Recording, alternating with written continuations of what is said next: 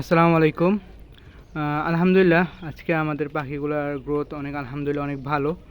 আর এই পাখিগুলোকে আমরা সবসময় চেষ্টা করি পরিষ্কার পানি এবং পরিষ্কার খাবার দেওয়া, কারণ পাখিরা অনেক সময় খাবারের পাত্রে মলমূত্র ত্যাগ করে, যার জন্য এইগুলো খাবারগুলো নষ্ট হয়। তো সেই খাবারগুলো আমরা চেঞ্জ করে দিই।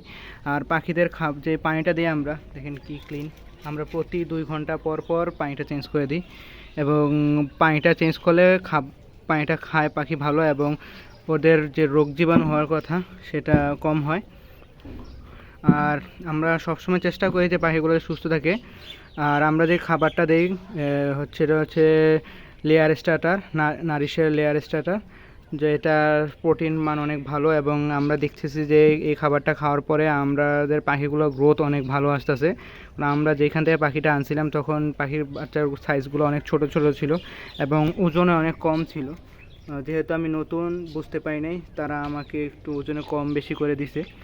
তো আলহামদুলিল্লাহ এখন পাখির গ্রোথটা অনেক ভালো, এবং আমাদের পানিটা ক্লিন থাকার কারণে পাখিরা পানিটা অনেক ভালো খায়। আর যেহেতু জানেন এখন গরমে অনেক বেশি পড়ে, তো পানিটা বারবার চেঞ্জ করে দিলে পাখিরা অনেক সুন্দরভাবে পানিটা খাইতে পারে। তো আলহামদুলিল্লাহ আজকে পাখির বয়স প্রায় 33 দিন হয়ে গেছে।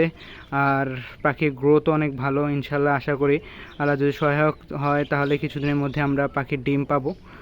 তো আমাদের জন্য দোয়া করবেন। আর আমার এই পাখির আপডেট আমি প্রতিদিনই আপনাদের কাছে পৌঁছাবো, যাতে কতদিনে ডিম আসে সেটাও আমি আপনাদের দেখাবো ইনশাল্লাহ। তো আমার পাখিগুলো যাতে সুস্থ হয় সেই দোয়াই করবেন। আসসালামু আলাইকুম।